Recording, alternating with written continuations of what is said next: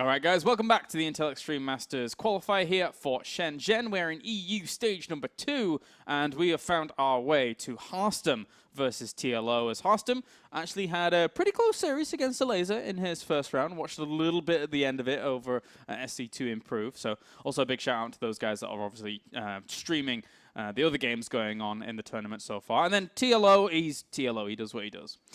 I'm sorry, I'm having a massive brain freeze again because I'm trying to figure out what map number 3 is, and I look at 6 names and I can't figure out the 7th one. Like, I really think it's the lack of sleep. I think I streamed till too late yesterday, and then I had to wake up very early, and I drove for 3 hours this morning, and I've listened to very uninspiring music, so now my brain is just not functioning the way it should be. Because if we have Coda as our first map, and Cactus Valley is going to be our second map, and we don't have Inferno Pools, Vani, Expedition, and Echo, then the only map remaining is... I'm trying to think as well. This always happens. This is so sick. I know. It's a... no. Damn it. Okay, I am going to open up the letter. I cannot believe. Quick. No, I can't see it in my preferences. Damn. Anyway, we're going to figure it out real soon. So you have Echo and Coda, who are the same. Then you got Cactus and Inferno Pool, which are the 2 big maps. Then you have Vani and Expedition. Iron Fortress. That's map number 3. Yeah. Okay, so that makes sense. And I think that this is not a great map pool for Harstem. Coda is probably the best map out of the 3 for Protoss, especially with the way that Harstem likes to play, as they call it in Europe, the baguette style. Lots of sentries, lots of stalkers. Was able to defeat E-Laser in his first series of the day, 2-1. Then again, TLO was able to defeat T-Drogo 2-1. So, you know, both players beating each other's race 2-1. 2 worlds collide in our second match of the Intel Extreme Masters qualifier. Let's go ahead and jump into game. As over here on Coda, on the left top side of the map, we've got Dr. Dario himself, also known as the god of creativity. It is TLO. He does what he can. And spawned down at the bottom right-hand corner, it's our red Protoss. It is Harstem here for Invasion Esports. So yeah, I'm very surprised about this map pool, James. Sorry to interrupt you there, but like Cactus Valley is... I think it's not a bad map for Protoss. I think a lot of Protoss players like it, but there are certain ways. Like, they often say as soon as Protoss players establish 3 bases, that map becomes very difficult for Zerg, because like, how is Roach Hydra ever going to engage an army against sentries, stalkers, colossus, and whatnot?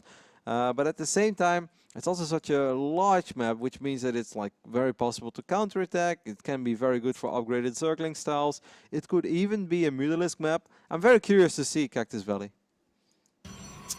yeah, Cactus Valley would be cool. Cactus Valley would be cool. Obviously, it's interesting that, you know, TLO was able to beat Petit Drogo in the first round.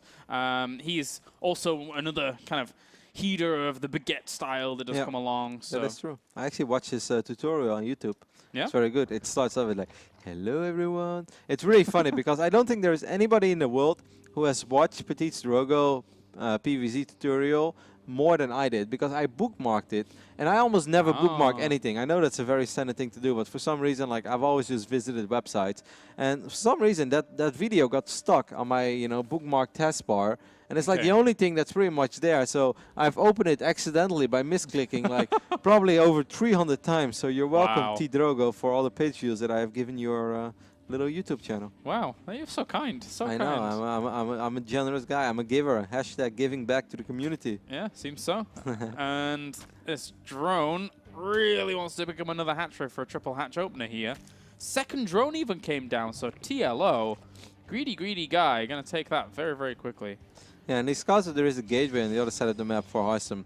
So Harstem will still get his Nexus down pretty damn quick as well. Like, this is a 3-minute and 30-second Nexus. That is quick, but of course, if you're TLO right now, you're looking at this and you're kind of loving life, because you know there is nothing that he can do right now about your triple hatch opening. You have been as greedy as possible, while on the other side of the map, Harstem has played this quite safe, didn't go for a Nexus first or something. Of course, this does allow him to have slightly quicker access to cybernetic score, and maybe he will be able to put on a little bit of pressure, but I'm curious to see how he's going to play this one out. TLO, I'm expecting something creative. I don't know what it is, but it's going to be creative. There's a lot of C words to describe TLO, one of which, other than creative, wow, is also... the first word that jumped to my mind would be very rude and inappropriate, James. Aside from profanity, would also be consistent. He's looked great throughout the entirety of WCS. He's been one of the only members of the whole of WCS that's been in every single one, pretty much. So, your mind, Rotty. Yeah, I know. I just realized that this must just make me a bad person. But whenever you say there are many ways to call him a C word, like, I can't be the only one. I'm sure there is someone out there on Twitch who thought the exact same thing as I did. No, I love me some Dario. He's great. He's a great guy. I definitely wouldn't describe him in that way, that's for sure. But whoa, where did he take some? He took a gas steal? Yeah, I think that drone was going to die anyway. Yeah. So I think he just wants to keep it alive for as long as possible and see if he can pick up on something that may be going down there. And at least he forces the stalker to stay over here. So you know that's something. This is the kind of stuff that's just annoying. You're looking at this as a Protoss, and you just have like the kind of face that you have when you're browsing Reddit at 4 AM. You know, it's just like, why are you doing this? Like, click, click. Like you just hate everything about it. Like you know, this doesn't really hurt you in any way. It's just annoying and stupid. Yeah, yeah, and it'll keep cancelling it over and over. The stalker's like, see? I've had enough. Yeah, but you just at a point you just give up. You're like, you know what, take it. That's funny. Oh well. Oh well. It's just 2 gateways are in the wall, so he's kind of just walling himself off in a very, very normal way. Pylon going down here for Harstem. It has to be a fake at this point. There's not much you can really do with it, surely. But well, he scouted at least for a while. Like this is something that as a Protoss is always a little bit of a guessing game, right? You scout early on, you see there are no extractors. But then you don't know. The moment that your probe leaves, maybe he drops an extractor immediately. So Harstem can know for sure when Zergling speed is ready. But I think he has a very good suspicion. He's being suspicious that it's very late, and that's right, because it is damn late. So this stalker pressure is actually going to be pretty damn good for him right now. Not only is he going to force out a lot of units, these stalkers should never die against slow Zerglings. Yeah, and when I think about the positioning of that pylon, it's actually really annoying for the Zerg to eventually get around to actually kill off. So you can just warp onto the low ground towards his third base and put on great pressure. Take a look at the minimap, James. Oh. Damn it! I thought it wouldn't happen in this game. He's so creative. I have no idea what the hatchery is going to do over there, but I know it's creative, I know it's awesome, and I know he has something planned with it. Seems so. He's going to try and deny this base from getting killed off as well, even lava injecting good this location. Got a roach there, very good focus fire. Didn't really split up his damage, could have just attacked move and then he will like shoot all over a couple Zerglings. But instead he got a roach. And my favorite type of roach, James, is a dead roach. I know, man. You're Protoss. It makes sense. Well, wait a minute. He actually came over here, saw the hatchery. There was a probe going down there as well, and now he's had to abandon that plan for a little bit, and he's going up towards the top. So I guess at least it forced the Nexus to be closer to him, so he could put some hurt on pretty soon. I think like right now, Harstem's probably getting as well. He's like, oh man, this guy just doesn't stop with his creative builds. Like I'm sure TLO is going to cancel this hatchery. Oh, actually a couple of Zerglings on the south side. They're engaging these sentries. Ooh. But Harstem is paying. He actually lets it finish. Reinforce, mate. He's gonna like spine crawler rush the natural or something. Maybe. Like what is going on over here? Maybe we could see some spines. Oh my god, he did not see that Nexus go down. Can you believe that? What? He ran by with Zerglings and roaches and he did not see it. That's ridiculous. And right now Harstem is like looking up to the skies and he's like, thank you. Yep, that would be very, very close. These roaches and lings, yes, will be able to kill this pylon off eventually. Roach speed is now on the way, but why is this hatchery finished? I think he just did not expect that Harstem would just expand towards the middle of the map or towards the middle of the map. And now that hatchery is, or that Nexus is there, the cannon is finished up, and now TLO is going to have a much harder time doing something about it. So he's probably hating life. Yeah, I really think he is going to spread creep forwards. Yeah, of course. Yeah, and then burrow, tunnel and claws, burrowed roaches, madness. Just like he's going to max out on roaches. It's just one of these games, old school Stefano style, with a little bit of creativity brought to you by the one and only Dr. Dario himself. Yeah. And this queen had to run away for a little bit there, making sure she wasn't die off. The roaches, as well as the lings, just poisoning themselves to threaten this location at least. He really wants that creep tumor down. There's a drone here as well, so it's going to be up to spines. I've complimented Harstem before on like how good he has become with sentries and stalkers, and this is one of those moments where he's going to have to show us once more. Yeah. Not too long ago, we saw a player have a phenomenal hold against this type of playstyle on this map with a couple of Immortals, and he just did really good. Harstem, a couple of sentries are a little bit exposed here. Will loses 2 sentries and doesn't really kill a whole lot in the process. Yeah, for just like a few links, not really much at all. all. Extra cannons are going down. Harstem realizes he's going to be under fire, under attack pretty soon here, as the Roaches do press up against it, get themselves a pile, and have to back off up towards the top. Some of the reinforcements being cut off. These sentries are once again going to be a little bit Nice. exposed. Every sentry that TLO can kill is a great one. Actually doesn't get a single one there, focuses the Stalker instead.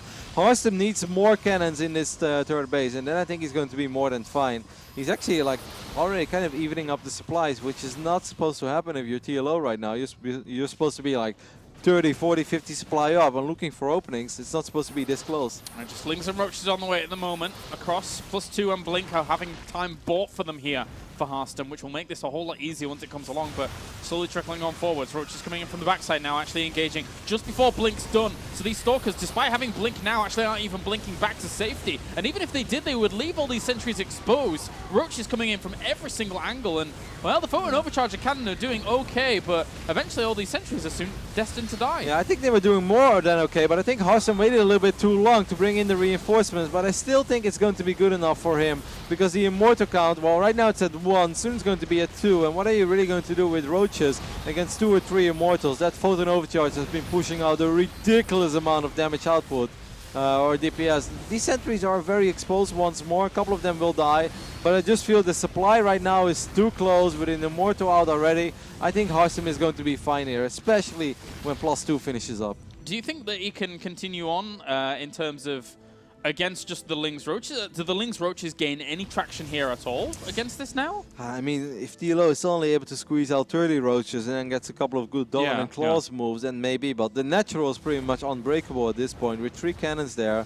And you know, the third base has 2 cannons. Okay, 1 Immortal there is very exposed. He should have gone for that Immortal immediately. I don't understand why he didn't jump on it.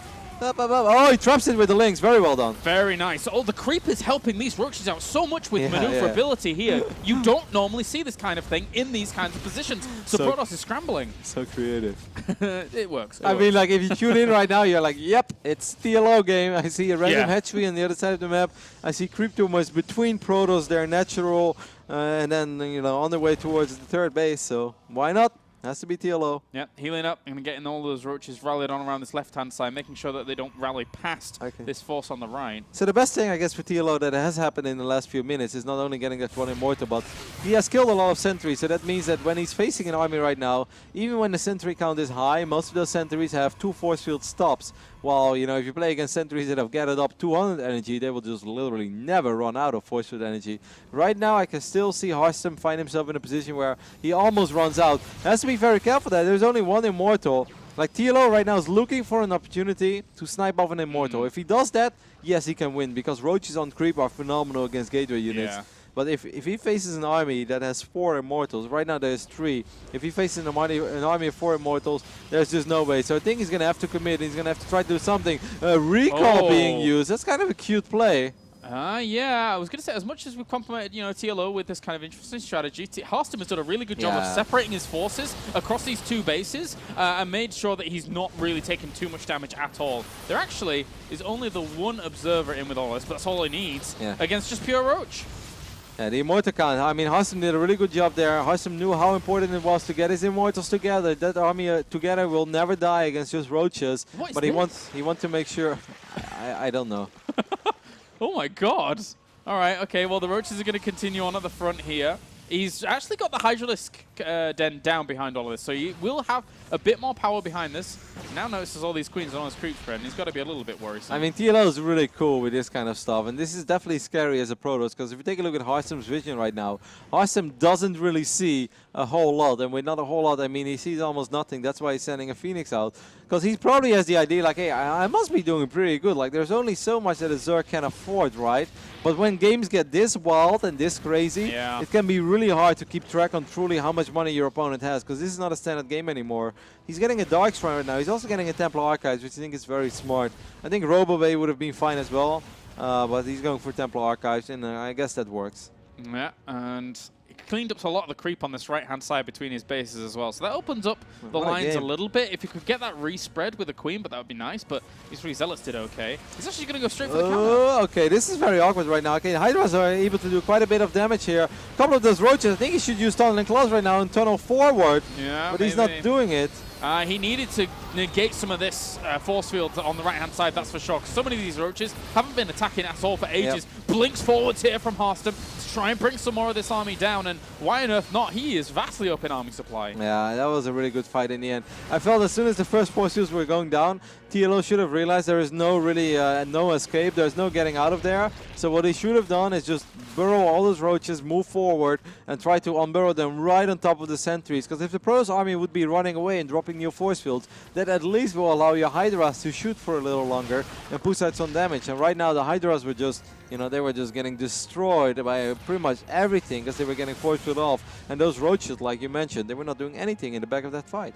Really impressive crisis management by Harstem. It's very rare you get thrown into these kinds of situations, only for then him to be on lockdown, total lockdown. How many workers did he lose during this game? Not many at all. He didn't lose much of his walls. He didn't really lose any of his bases. No, really well played. Yeah, absolutely. It's one of these things, like if you look at it, of course, with Fukubar turned off, he's just like, oh, okay, he's making the correct plays and he's relying on force fields. And not a good forward blink there, as again, he's getting a couple of roaches. But there were so many moments where the Protoss could have been falling apart. But Harstem has truly stepped up his game when it comes to, as the first Dark Templars make their way into the battlefield, and TLO will just tap out, being down 30-40 supply with the units that he had against that maxed out Protoss army. There was just no way. But Harstem has really elevated his play when it comes to relying on Stalkers and Sentries. And of course, you know, later on with Blink, but first just the basic Stalkers and Sentries. He's so good with them against Zerg. And I think he's playing this matchup and he's approaching the matchup PvZ with a lot of confidence right now, because I just feel that he is never really that worried. You know, there is no phase in the game which truly phases him. He's just like, all right, early game, oh, you have a good economic opening, I'll put a little bit of pressure, we'll see how that goes. Okay, you're doing something crazy, I'll get my defensive cannons, Blink is on the way, and as soon as I have Blink +2, I've got a lot of sentries. Like, his PvZ is absolutely, you know, based around this one tiny unit, the sentry. Yeah. But it's been doing wonders for him. Yeah, he looked really good in that game, that's for sure. Whilst we're waiting to get into the next games, I just noticed in the chat that Firecake said, sorry, I forfeit, I can't play.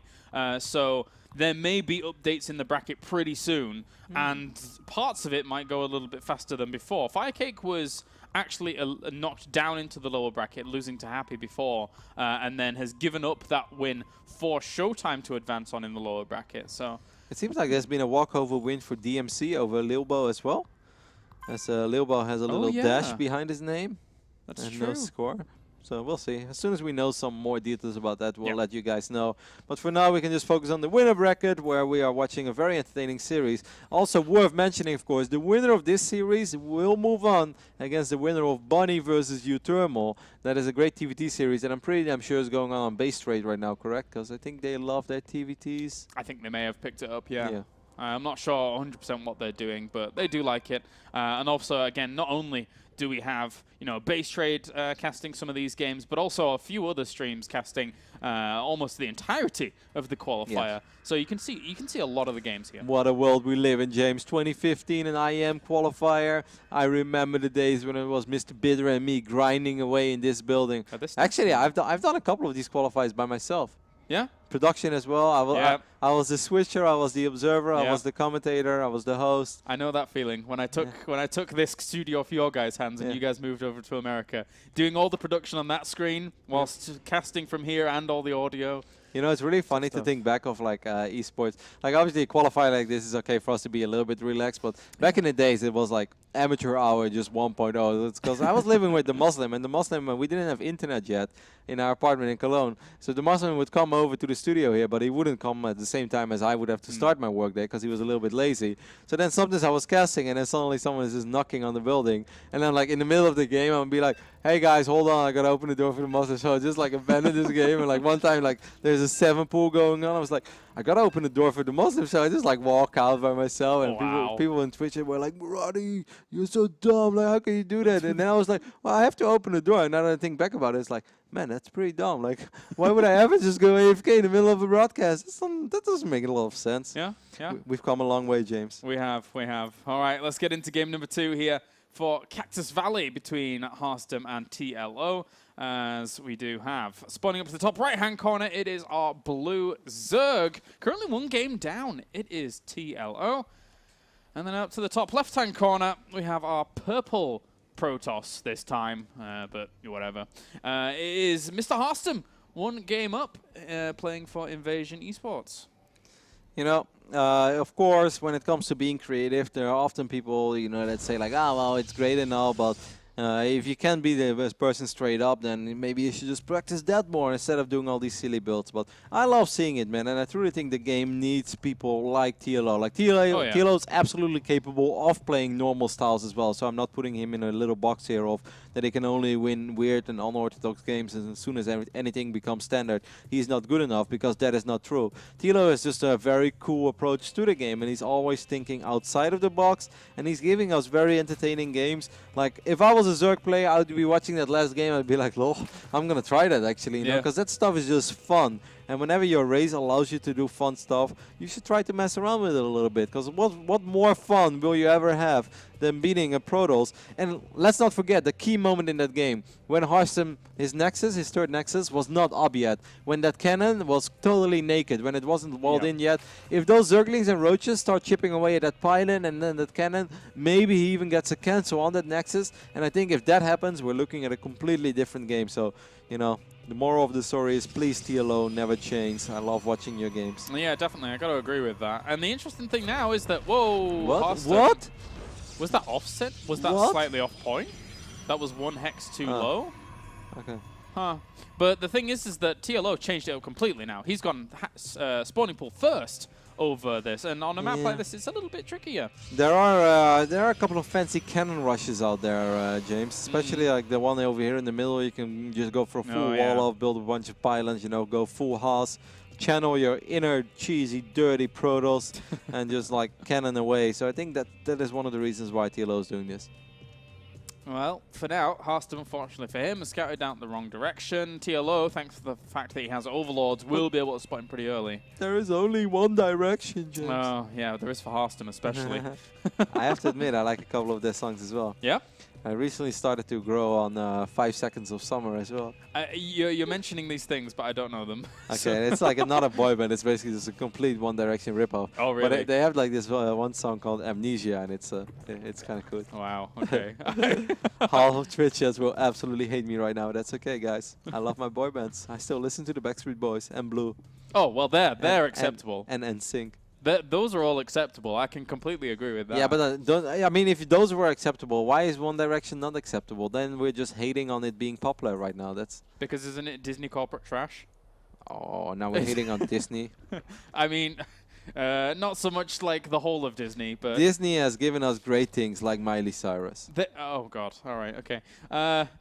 Bye, trolls. Okay, so back to this game. Actually, I'll admit, all the Disney films were really good. I like Aladdin. Aladdin's best. A Lion King is a legend. Yeah, Lion King was really good. We're talking about these things as if they've just happened. It's like, yeah, they're not like they're 20-some years old. Oh God, that makes me feel I mean, old. like, if anybody out there has not seen The Lion King yet, like, just stop watching this right now and start watching The Lion King. You have priorities to set. Like, StarCraft is great, but there's only one Lion King. Yeah, So. pretty much. All right.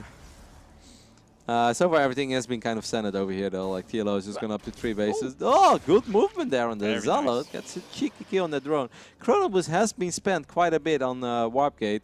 I think Harstem is going to drop 2 more gateways. I don't think this is going to be 4 gateway. Well, man, what a weird wall off by Harstem. I guess that is a full wall. Oh. It's very strange. Yeah. That's for sure. It looks like people can go through, or it looks like people. Nah. It looks like Zerglings can run through on the right side, but I believe that's not possible. The way that this map works, it's like very weird how that works. But because like there's still some, you know, this cliff is basically not a straight up cliff, but it kind of has like a little ramp at the bottom. That's why units can't walk there. Yeah, it's a little bit of a jut out. Well, Ling's going to try and get on top of this Stalker. There are about to be 2 other Queens popping at some point, so they could technically come for the defense as well, but obviously he wants to be keeping on top of his lava injects, and he's going to transfer one of the Queens from that 3rd base and now decide to back off. Yeah, I mean, there is a pylon there, so he could warp in technically a couple of Stalkers once more and just start poking the way that he did on Coda. I think this is always good. Against a Zerg that doesn't have Zergling speed yet, this is always good. The biggest problem is that on Coda, he had basically a free entrance towards the 3rd base where there was no creep. And over here, there is quite a bit of active creep already, and that makes it harder, because slow Zerglings can actually get a surround off on Stalkers as long as you're on creep. Off creep, there is like no way, Jose, unless your name is Rotterdam and you keep losing stocks off creep against slow Zerglings. But a player like Harstem, He won't do that. And this is already great, man. He's getting a queen. He's getting an active creep tumor. Yeah. Like, I would be so pleased with this if I was Harstem. It's rare you see Stalkers get a full surround on a queen, but that was that. That was they just. Harstem has been a Warcraft 3 player in his days. Yeah, true. So just going to juke around, and now even this queen and drones have to evacuate this location. And he has to know. I mean, he sees that there's an inject on this hatchery. So where's the queen gone?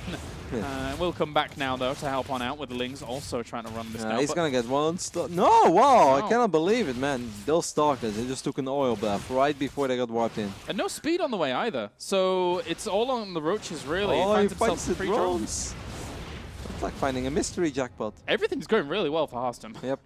Yeah, this is just very nice. Of course, he does need to do quite some damage with this because he's opening up with 3 gateways and he's 2 base against 3 base, so he needed to do some damage, but I think he has done more damage than he would have initially signed up for, like a little bit less. Yeah. Would have been great. And he's just going to follow this up with a big 7 or 8 gate on 2 bases, and I can't really blame him for it because that pylon, as long as that pylon is still alive, that would have been phenomenal.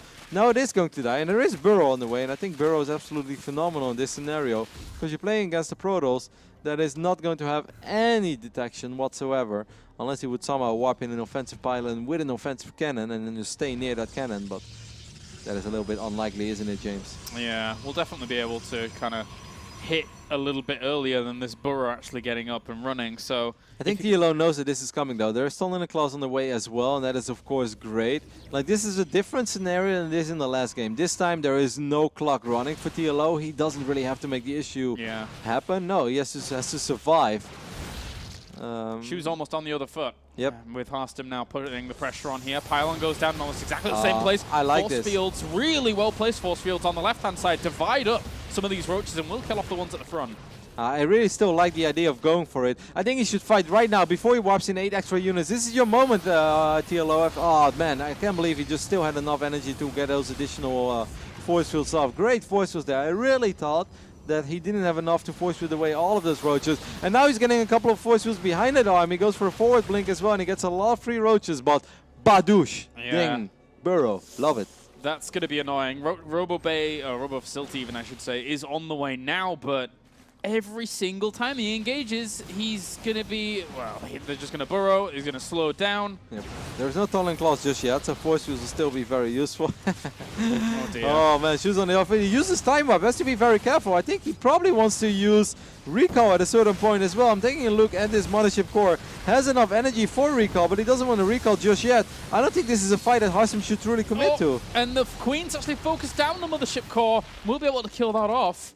Okay, He apparently had more firepower there with his Stalkers than I gave him credit for. He has +1 weapons on them, which does help out quite a lot. And it looked like those sentries were all super exposed as well, but in the end they survived. He's really playing with fire though. Like, you can't really continue this dance, right? Well, actually with Blink Stalkers, I guess you can for a little bit, but he's going to lose his sentries. Well played. Well played so far. I mean, his army supply is down at the moment, so it's going to be up to critical mass Blink Stalkers as soon as this Observer gets over there, but it's not the easiest. He still has absolutely no ambitions of transitioning either. Yeah. He had a full wall off. I hear Stalker shooting. Actually, they're shooting at rocks. I was like, so he's like, Harstem has locked himself in. I think Harstem forgot about the 4 roaches he left in front of his natural. Those 4 Stalkers. I wish they were roaches. Just kidding, guys. I'm not claiming that roaches are better than Stalkers. Okay, no, he brought them over. That's going to help him a little bit. They're actually going to be greeted by a couple of roaches in the middle of the map. That's a very awkward little... you know, random meetup. There is an observer in this army right now. I don't think that TLO is going to expect this. Maybe he saw it there. Maybe he caught a glimpse of it. Still, though, the Stalkers are amassing. 71 army supplies worth of pretty much pure Stalker. 32 at the moment. They can make miracles happen with just Blink alone. I mean, 32 Stalkers against 30 roaches. Most people will prefer the 32 Stalkers. Yeah. I prefer the roaches. Just kidding. Well, these ones are going to march on. Oh, and giving up this high ground can be bad for the Zerg.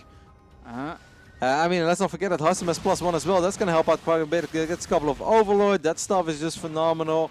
There are a few Spine Crawlers. He still has to be a little bit careful. Don't put yourself in a position where you can't blink anymore. If roaches come from all angles, this could get a much harder fight for Harstem. Now these Stalkers have blink on cooldown, but I still think there's too much DPS in this Protoss army. Yeah, they're going to be able to deal with these roaches pretty darn quickly. If this one Observer, he is the lord of this arena. Yep. He is making sure that there is no spanner in the works here for TLO to try and claw his way back against this kind of Blinkstalker's numbers, which is controlling very well. Yeah, great play again by Harstem. I really felt there was one fight earlier where I think TLO, he burrowed and he like kind of disengaged. Well, I think on that moment, if he would just trade unit for unit, I think that would be very good. Because the moment that like Protoss loses the majority of its ball, it's much harder to restart something than for Zerg.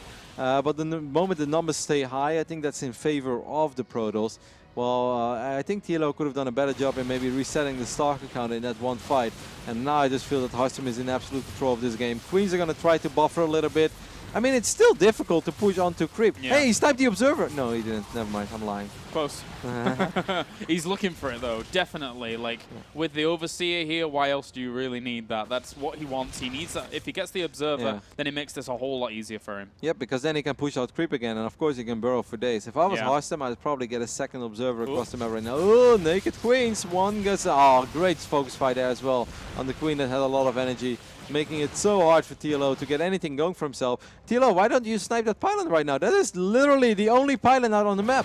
I think he's just going for the counterattack and hoping for it. I mean, this is quite the ballsy move, to be honest with you. Against this many Stalkers, it's 43 Stalkers on the field. He needs some kind of buffer here against this. He's trying to throw down extra Spine Crawlers. Transfuses go down onto some of them. All he has to do is blink back. He's actually going to blink aggressively into this, now realizing that all of the Roaches are on the other side trying to bust down his wall. Yeah, this is going to be kind of an awkward base trade right now, in which I feel that Harstem should be fine. I mean, when you're up in Blink Stalkers against just basic Roaches, well, Roaches do have Tunnel and Claws and stuff, but they don't really have any upgrades, and you're already in the natural of the Zerg, things are definitely going your way as the Protoss player. Yeah, he's going to kill off this pylon here with the... actually... Okay, now the probes are evacuating, and he has money to actually make extra buildings. So, if you'd have got those pylons, and if the Roaches had done or not in the middle, in the main without those probes escaping, then yeah, he could have tried to go for elimination, but that's not going to be the case just here. Yeah, I mean, it's still going to be a little bit awkward. I mean, that's for sure, because we're still looking at 33 Roaches. TLO's losing a couple of Roaches in the middle. Oh, no, he's not. In the middle of the map, where there was one Stalker, but he's still burrowing them. Pop! Nope. No, he trades a Roach for a Burrow, or a Roach for a Stalker there. It's not too bad. Whereabouts are you? Oh, over here. Yeah, there was a small little skirmish going on over there. Nothing crazy. Hey, that was a Roy Soundboard. He's actually... uh-oh. Is he not going to get this TLO, forge? you need... Okay, he gets... Harstem gets a Nexus on the left bottom side of the map. Isn't that TLO's last building?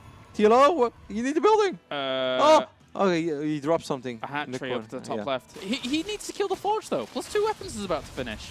He hasn't prioritized the forge that's been upgrading all this time. He can go for the pylon, maybe. No, I think you're right. Like, I do think that could help, but I think right now he's just more focused on the actual base trade and like worrying about an upgrade. But I do agree with you. Like, canceling +2 if you can. There's absolutely nothing wrong with that. He has like 10 seconds left to do that. It's gonna finish. Oh, dear me. I mean, there's absolutely no point. Oh! No. Oh my god. Well, +2's done. Yep. Rip. Yeah, these Stalkers are going to have a really, really easy time now. But of course, because, yeah, you're right, all those Roaches are going to get picked off. That Assimilator will live. And of course, you know, there's always that Nexus in the left bottom side of the map that is going to live as well. So all these Roaches, they're trapped. There's just pretty much no way out. He's going to try to unburrow, but Harstem is not going to fall for that. He has an Observer as well. He's going to kill all the Roaches. Well done. I didn't notice this Spine Crawler down at the bottom left-hand corner. Oh, well. Blinks forwards, kills off the remainder of these Roaches. GG. Harstem takes the series 2-0 and advances onto the semi-final in the upper bracket. And gotta say, really good stuff from him in both of those games. Yeah, he looks so solid in PvZ. It just looks like nothing really surprises him. Nothing really shocks him. It seems like he always has an answer. Even though the second game, of course, that is just a Blink all-in, but it starts way before the actual Blink all-in. It starts with the first Stalkers poking around, you know, getting a Queen, denying Creep Tumors, because Creep Tumors is what shut these kind of bases or two-base all-ins down, which normally... There's a reason why these are not that popular anymore. That's because you always need an Observer. And if you don't have an Observer, well, everyone got so good at spreading creep that your all-in starts miles away from the actual base that you want to attack. So that's just not... Yeah, you know, the way that you want to do it normally as a Protoss. But Harstem sets himself up very well for that two-base all-in. I do still think there was this one key fight where TLO was burrowing and unburrowing. And that's where I really feel like he should have just tried to sing it out till the end. And even if he would have lost every single unit there, if he would have dropped the Stark account, let's say from like 11 to back to all the way 3 or 4, then I think that is much better. Because once again, as Protoss, like, you really benefit so much from getting an army and making that army grow. Well, the last thing you ever want as a Protoss is be reset to 0, because then it's going to be a lot easier for the Zerg to build a similar army, and then roaches are cheaper than stalkers. And I felt there was maybe one moment where he could have fought a little longer.